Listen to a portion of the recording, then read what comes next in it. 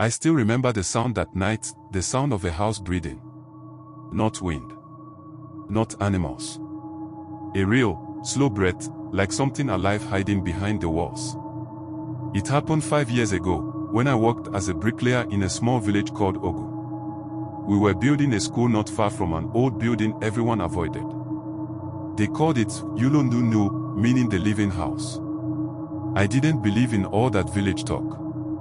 I thought people were just scared for nothing. One evening, after work, my friend Chuka and I decided to go and look at the house. We were both laughing, saying things like, how can a house breathe? Maybe it's just air passing through cracks. The building stood alone, tall and black from smoke, like it had been burned long ago. The windows were broken, and vines had covered most of the walls. When we got close, the air became heavy, like someone poured hot water inside our ears. Chuka said, "Guy, make we no go inside."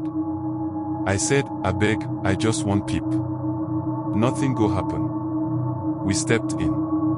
The air inside was cold and wet, like the house had been crying for years. I flashed my torchlight around, cracked walls, old chairs, and footprints in the dust. Fresh ones. I thought maybe someone was living there. Then, from deep inside the building, we heard it, that long, deep breathing. It was slow and steady. The walls moved a little with each breath. My heart stopped. I turned to run, but Chuka had already frozen, staring at the wall like he saw something. His eyes were wide, mouth open, not even shaking. Then I saw it too. A shape, pushing from inside the wall, like a person trying to come out. You could see the outline of a face pressing through the plaster, nose, mouth, even the teeth. The mouth opened and whispered something, not loud, but clear enough. "Stay." I didn't think. I just ran. I didn't even look back for Chuka. When I got outside, my legs almost gave up. I shouted his name, but there was no answer. Just that sound again, coming from the house, like a sigh after eating a meal. By morning, when people came, we found Chuka's shoes near the door. But not him. The chief warned everyone to stay away. He said the house used to belong to a herbalist who mixed life and death together, trying to build something that never dies. When he died, the house kept his spirit, and every soul foolish enough to walk in. I still pass that road sometimes, but I never look at the house. Because sometimes, when the wind blows from that side, you can hear that same sound, like it's waiting for someone else to breathe with it. I didn't sleep for 3 days after that. Every time I closed my eyes, I saw that wall, the face pressing out, the mouth moving, and Chuka standing there like he forgot how to be human. People said maybe he ran away, maybe kidnappers caught him. But deep down, I knew that house took him. A week later, I gathered courage and went to see Chuka's mother. She was crying non-stop, saying her son's spirit came to her in a dream. She said he stood outside her window, covered in dust, whispering, "Mama, the house is hungry." That same night, I heard someone knocking on my window. Slow and steady. Knock, knock, knock.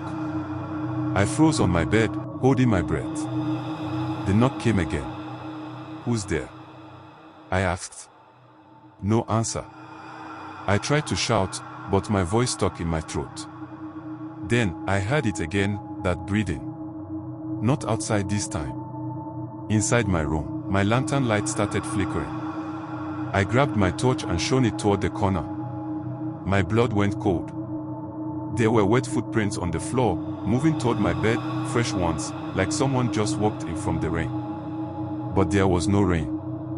Then, a voice, soft, broken, but familiar, said, "Why did you leave me there?" It was Chuka's voice. I swear. I screamed and ran out barefoot into the night. I didn't stop until I reached the chief's compound. He came out with 2 elders and started praying, chanting words I didn't understand. After a while, they gave me a charm and told me not to pass near that building again. They said once you step inside Yulondundu, it remembers your scent.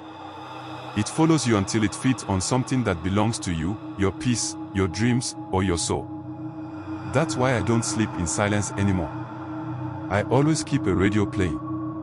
Because when the room gets too quiet, I start to hear it again. Like the house is still breathing and waiting for me.